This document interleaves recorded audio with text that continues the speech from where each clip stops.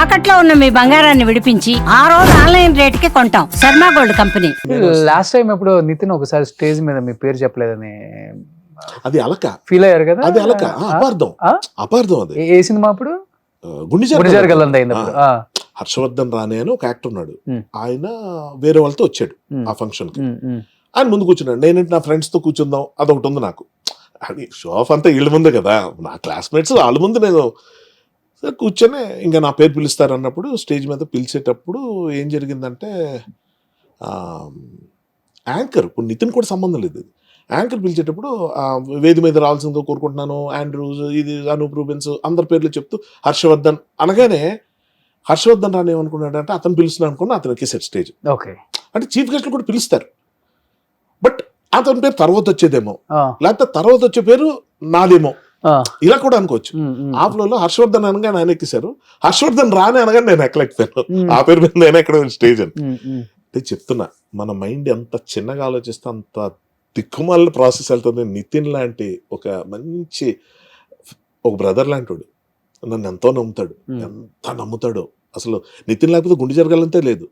ఎవరికి అర్థం అవట్లే ఆ స్టోరీ, నా నరేషను, నా ఇది ఏమీ అర్థం అవట్లే. కథ అంతా మీదేనా ఆల్మోస్ట్ మొత్తం?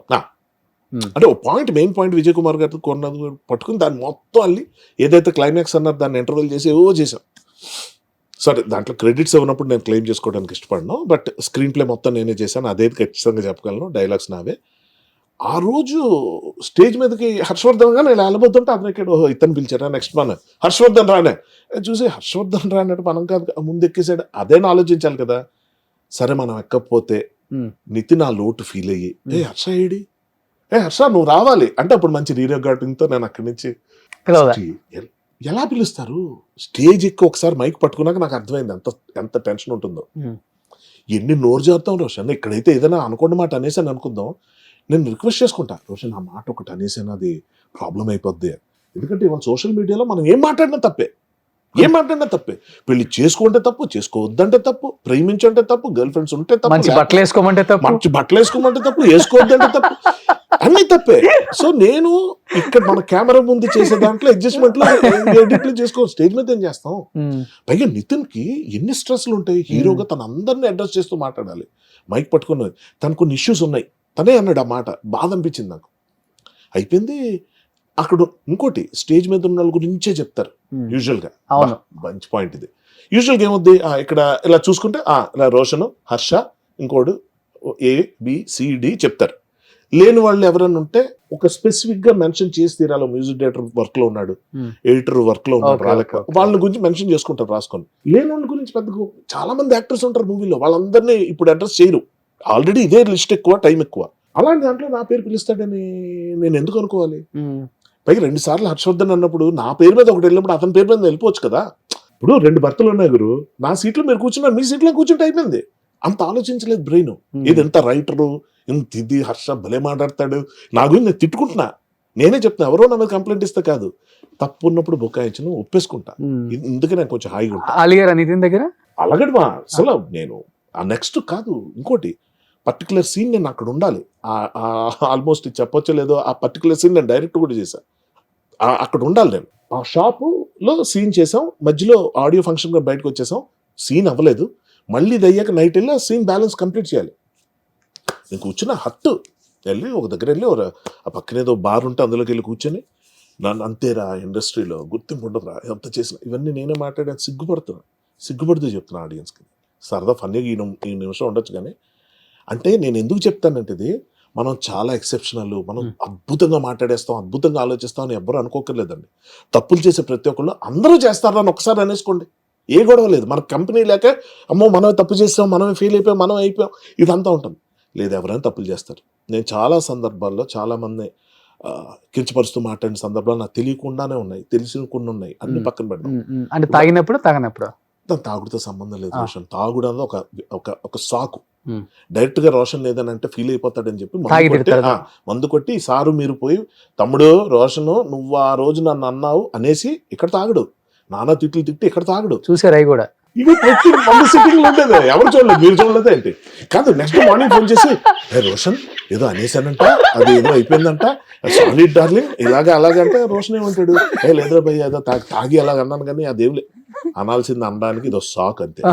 So coming back to the thing, stage మీద లేని వాళ్ళు కూడా పిలవటం ఉండదు అన్న దాంట్లో Shankar Varaprasad cinema pre release ఈవెంట్కి నేను ఎక్కడో యూఎస్లో ఉండిపోతే చిరంజీవి గారు ఆ స్టేజ్ మీద లేకపోయినా నా టీంలో నాతో పాటు వర్క్ చేసిన హర్షవర్ధన్ నా పేరు మెన్షన్ చేసిన రోజున ఎన్ని కోట్ల పాఠాలు నేర్చుకున్నట్టున్నాయి తెలుసా నాకు. ఆయన అభిమానంగా నన్ను చూశారు, నేను నచ్చాను. ఏంటి అంత గొప్ప మనిషినా నేను? అతను ఎన్ని వందల వేల మంది నాలంటి వాళ్ళు చూసుంటారు. అది గొప్పతనం. అది నేను అదేమంటారు క్లిప్ కట్ చేసుకుని వాట్సాప్లో పెట్టేసుకుని నా ఫ్రెండ్స్కి పంపించేసి గ్రూపుల్లో పెట్టి ఎంత హడావుడి చేశాను. ఎందుకంటే అతని నోటి నుంచి నా పేరు నేను అక్కడ లేనప్పుడు వచ్చింది, ఉన్నప్పుడు మాట్లాడు. 1-2 సక్సెస్ లో వస్తేనే హీరోలు పట్టుకోలేకపోతున్నాం చెప్పాలంటే. అంటే వాళ్ళు తగ్గించి నేను అంటలేదు, అండర్స్టాండ్ పట్టుకోలేకపోతున్నాం. వాళ్ళ స్ట్రెస్లు అంతేనమ్మా. ఏమైపోతుందంటే ఈ యంగర్ జనరేషన్ కొన్న కాంపిటీషన్ స్ట్రెస్లు అప్పుడులా కాదు. ఈ రీయూనియన్లు చేసుకుంటున్నారు చిరంజీవి గారి బ్యాచ్. ఇక్కడున్న యంగ్ బ్యాచ్ ఎంతమంది కలుస్తున్నారు? ఎవరు కలవట్లేదు. ఎవడు స్ట్రెస్ ఆడిది, ఎవడు ఛాలెంజ్ ఆడిది, ఏ స్క్రిప్ట్ ఎంచుకున్నావు, దాన్ని ఎలా తీస్తున్నావు, జనం ఏం చేస్తారు, ఫైనల్గా మన ఇమేజ్ ఏమైపోతుంది, స్టార్ హీరోలు అయిపోతారు అనుకున్న వాళ్ళు ఫటాఫటా కొలాప్స్ అవడం చూస్తున్నాం. మళ్ళీ కోలుకోవడానికి ఎంత టైము? చాలా మంది పడిపోయారు స్టార్ డైరెక్టర్లు చెప్పాలంటే. పూరి గారు, శ్రీను వైట్ల గారు, వినాయక్ గారు, ఎంత గొప్ప డైరెక్టర్లు, హీరోలు కూడా పడిపోతున్నారు. నా ఉద్దేశం ఏంటంటే ఒక సాచురేషన్ పాయింట్ ప్రతి ఒక్కరికి ఉంటుంది. నేను దాని గురించి నేనేం పెద్ద ఇదవ్వను కానీ, బట్ ఉండి కూడా హ్యాపెనింగ్ అని న్యూస్లో ఉండేవాళ్ళు మళ్ళీ చెప్తున్నా, ఓ రాఘవేంద్ర గారు కానీ, సింగీతం శ్రీనివాసరావు గారు కానీ, they are active, they are in to they are in the game. అలా చూసుకుంటే చాలా మంది ఉన్నారు మనకి. కానీ కొంతమంది కోదండరామరెడ్డి గారు మిస్ అవుతున్నాం. అంటే వాళ్ళు ఎందుకు అలా చేస్తున్నారు? పూరి గారు ఫ్లాప్స్ కానీ is not out of the game. వస్తాయి దాంట్లో కరెక్ట్ కొట్టి ఎక్కడ నిలబడాలి అక్కడ నిలబడతారు, అది కాదు పాయింట్. ఫర్ ఎగ్జాంపుల్ మ్యూజిక్ డైరెక్టర్స్లో ఏఆర్ రెహమాన్ సడన్గా వ్యానిష్ అయిపోయి, సడన్గా బాగా తగ్గిపోయి, ఏంట్రా ఎవరెవరు వస్తున్నారు. But at the same time Ilaiyaraaja గారిని తీసుకోండి, 82 ఏళ్ళు 83 ఏళ్ళు ఈ స్టిల్ యాక్టివ్. ఎన్ని చేస్తున్నారు కదా, ఆ ఏజ్కి ఇంకా చేస్తున్నారు. నిలబడి 5 గంటల పాటు నిలబడి కాన్సర్ట్లు ఇస్తున్నారు. సో ఇవన్నీ మన లైఫ్లో లెసన్స్ అయ్యారు. నేను అంటుంది అది.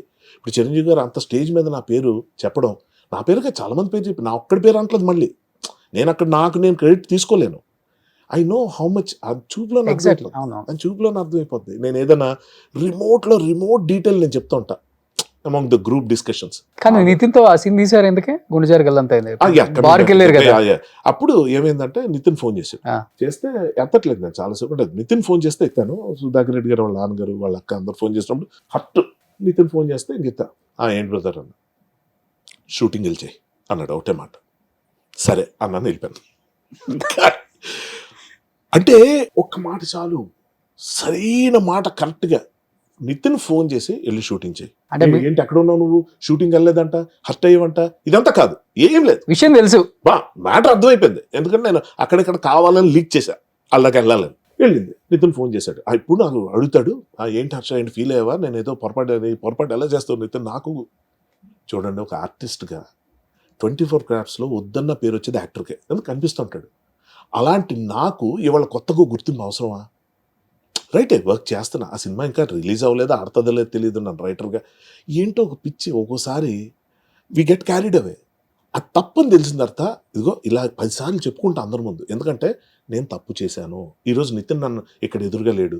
తనకి ఈ సందర్భంలో నేను చెప్పే సారీ కూడా తనకి రీచ్ అవ్వదు. కానీ చెప్పాలి, నేను ఫీల్ అయింది మాట్లాడాలి. నేను తప్పు చేశానంటే చేశాను, చెయ్యనప్పుడు నాది కానప్పుడు నేను ఎంత గట్టిగా ఉంటానో, చేసినప్పుడు బుకాయించడం. మీ గొప్పతనం కూడా బాగుంది. ఆయన వెళ్ళి షూటింగ్ చేయి అన్నాడు, బాగుంది. మీరు వెళ్ళిపోయారు, కానీ మీరు దాన్ని ప్రొలాంగ్ చేయలేదు కదా. చెయ్యను, అదే చెప్తున్నాను. అప్పుడు ఏమైపోయిందంటే ఎక్కడో అంతరాత్మ, అంటే బ్యాక్ ఆఫ్ మై మైండ్ ఎక్కడో చిచి ఏంటి ఇలా చేస్తా, అది నా క్యారెక్టర్ కాదు, నా బిహేవియర్ కాదు, హర్ట్ అయ్యాను. అందులో అన్ని అపశృతులేదు, తప్పులేం జరగల. అంటే ఆ పర్టికులర్ దీంట్లో ఏమైంది, నితిన్ వాయిస్ వినగానే నేను బ్రో షూటింగ్ చేసే, ఓకే బ్రో పెట్ సమ్ ఫోన్.